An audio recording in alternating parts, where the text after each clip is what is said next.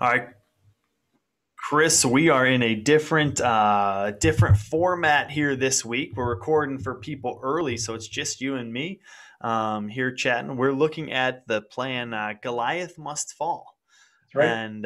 And you I think had some good thoughts. So what were you kind of reflecting on this plan? Well, first of all, the day one. Okay, I want to dive too deeply. Let me start by saying I really like and admire of Louis Giglio, Hmm. who wrote this plan. So I've been able to hear him speak once or twice, and of course, a lot of his stuff is out there, like on the internet, on YouTube or whatever. And he's worth listening to. I think he points people Yeah. to Jesus really well and talks about um, the beauty and the cosmic awesomeness of God in a way that not very many people do. Um, now, going into this, Goliath must fall. I was a little skeptical for a minute because I was like, okay, we just did David and Goliath, and what's this perspective? How's it going to be different? Um, and the one thing I noticed already is he's not in the middle of that story. Right. Goliath is just a representation of all the different sorts of giants, as he puts it, the giants that we might face. Right. And then he goes on to name, so I wrote some down: fear, rejection. These are the ones each day. Comfort, what a huge giant. And we don't think of it as a giant. Anger, big giant for a lot of people. Um, yeah, and the overall theme that I love is he's saying, look, Jesus is bigger than this stuff. Jesus Right. is bigger than your giant. Jesus, I would put it this way: as I prayed with some people who were ill lately, um, it came to me that Jesus' name is above all names, right? And so his name is above any of these things. His name is Yeah. above fear. His name is above any illness that you could name. Right. His name is above rejection. His name in America is so hard to say this, but his name is above creature comforts, right? Right. All of these things will bow to his sovereignty eventually. And I love the image in the first day of this Bible plan where Louis Giglio is comparing um, these giants to a beheaded snake. It's already dead, but it still can hurt you. It's Hmm. still poisonous. Um, and so he said you got to bury the head of the snake unless you accidentally, step on it and still get injected with poison. So, and he's comparing that to the enemy. He's saying Right. the enemy is already dead. He's already defeated. Right. And we've talked about this in other contexts before, but the enemy's defeated, but he's not too pleased about it. Right. And so his mission continues to try to separate people from God, to try to steal, kill, and destroy. Um, and so I think this is good to get our hands around how big Jesus is and how complete that victory is, and how completely we can kind of own that Yeah. with him instead of I keep looking at my list instead of uh, being overrun with fear or rejection or anger or comfort. I don't want to miss that one. Comfort, I Yeah. think, is one Yeah. that we we labor under the guise of being comfortable. Yeah. And I wasn't really going to go there because I think one of these rejection in particular, I resonate with regularly, and Yeah. I don't know why. I don't know why. Well, yeah, I mean, each one of us is a little different, right? And we kind of know that we tend to have our different vices and different things that affect us and hit us. And I think, I mean, it's a good reminder in the same way that like Goliath with Goliath and David, right? That we aren't, we don't have to beat these things, right? See, thank you. Yeah, And so you could easily look at this and be like, okay, this story is about beating fear or beating Goliath, right? That's not what it's right. about. It's about God, right? It's about God winning, right? It's Right. about God showing his power and showing his ability to provide. And it's about God saving us from these things, Yep. right? And so God saves the Israelites from Goliath, and he uses David to do it, right? Um, David didn't save the Israelites from Goliath, No. right? That's what this whole story is about. And so, as I look at fear, rejection, comfort, and there's one more, but that we've looked up at up until this point. But Anger. anger, thank you. Oh my Yeah. goodness. When I look at fear, probably especially, I could look at this and say, okay, Zach, you have to beat fear. That would be like the worst lesson to take from this, I know, right? right? It's not about me beating fear. It's about looking to God, trusting in God, and then as a result, not being afraid, right? Right. Or not letting my fear conquer me. But honestly, in this case, it's probably more so not being afraid. Um, that's what we see the angels tell, right? That's what we see. People get told, hey, like, don't be afraid, right? Because you just don't need to be. And there was one of the reflection questions in that day was something along the lines of like, why should you not be afraid, or like what shows you that God is bigger than this fear, or something like that. And it just Sure. made me think about Lauren Opperman. She was talking the other week, about this a little bit, and she said something like, when I'm trying to follow God, I forget exactly how she phrased it, but she was like, I want to remember how he's provided for me in the past. See, I was going to go right there with testimony, Hmm. right? Yes. Fancy word for, Christianese word, right? That's just talking about our story and how God has impacted us Right. specifically. Right. Um, and I think you you have to go kind of back into your story with him, your testimony with God, to be able to uncover certain things and certain Hmm. ways that God has acted in your life. For example, um, I've got recovery from certain addictions Yep. in my testimony. Um, and if that was not something that I had to wrestle to the ground and just labored over.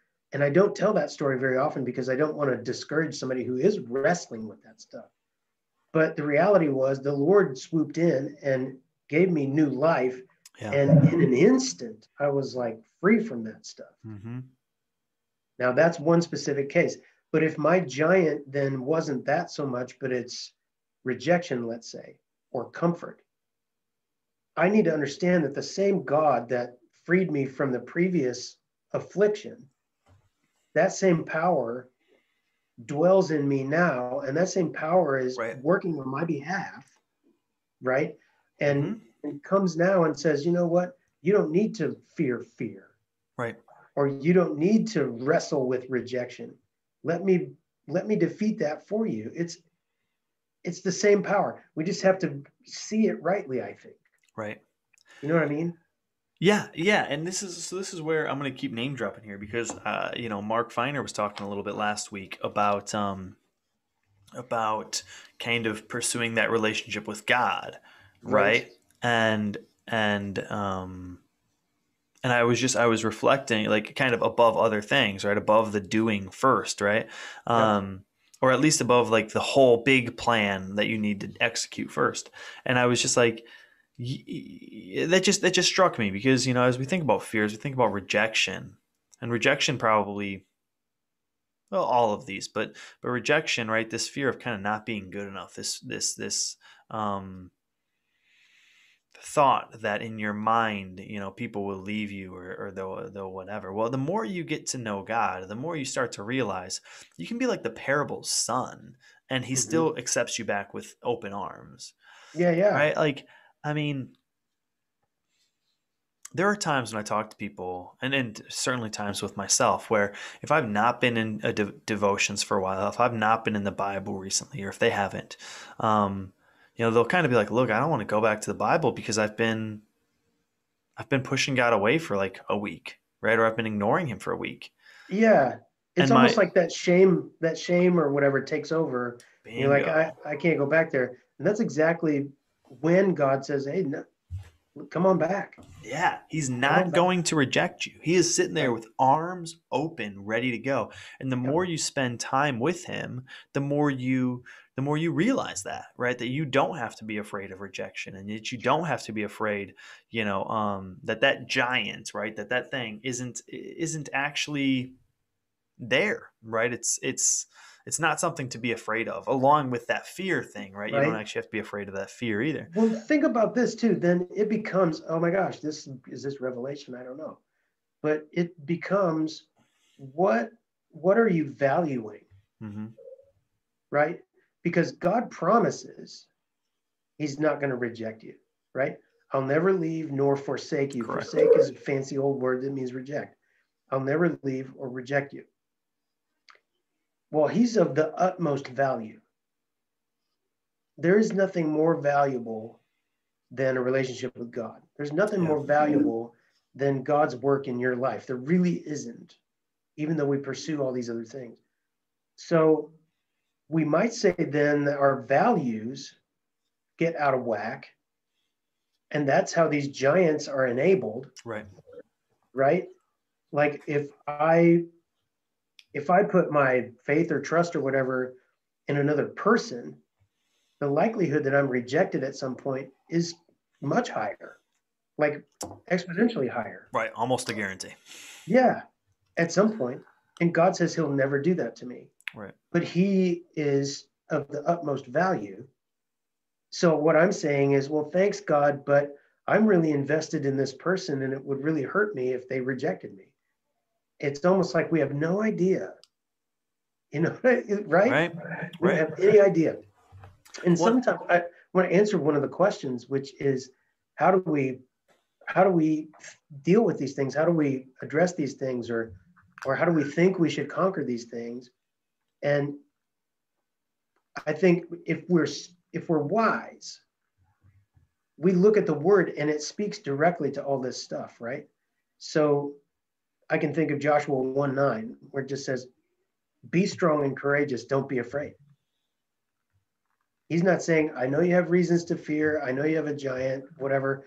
He just says, don't be afraid. Yeah.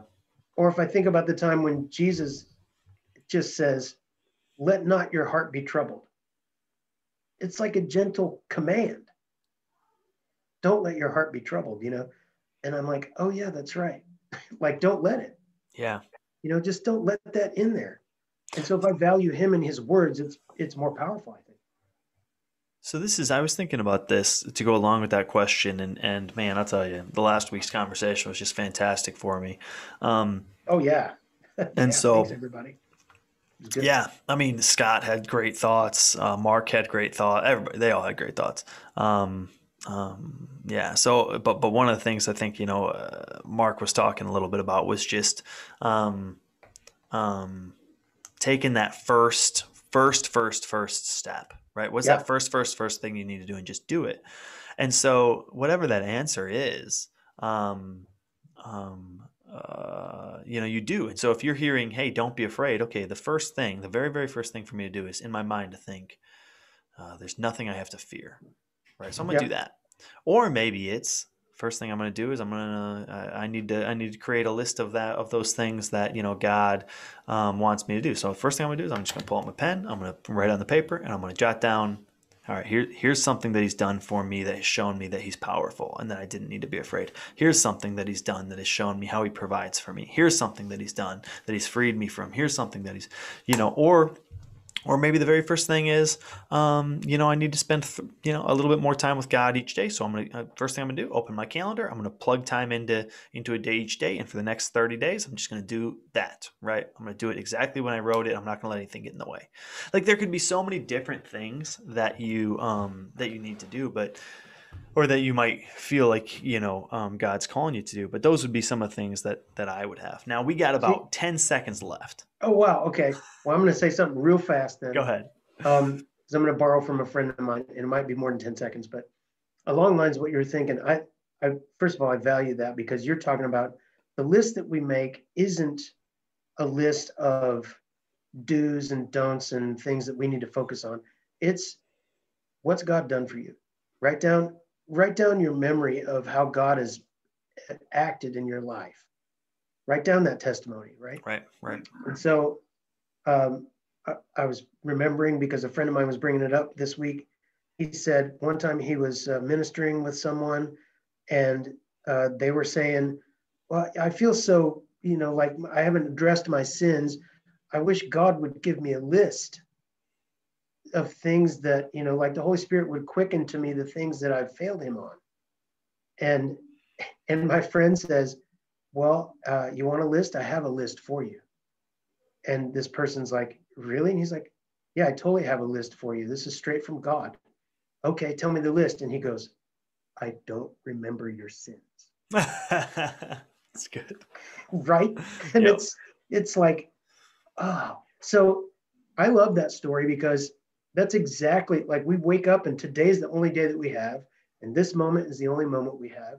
And you can spend it with God and you can ask God what to do with it. Or you can just navel gaze, Yep.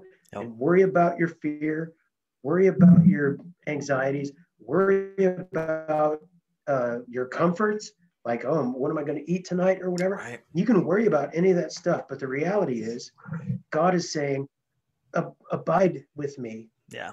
And let's do something together. Yeah. Good chat, man. Thanks for talking with me. I will. We'll talk next week. All right. Later, bud. Awesome.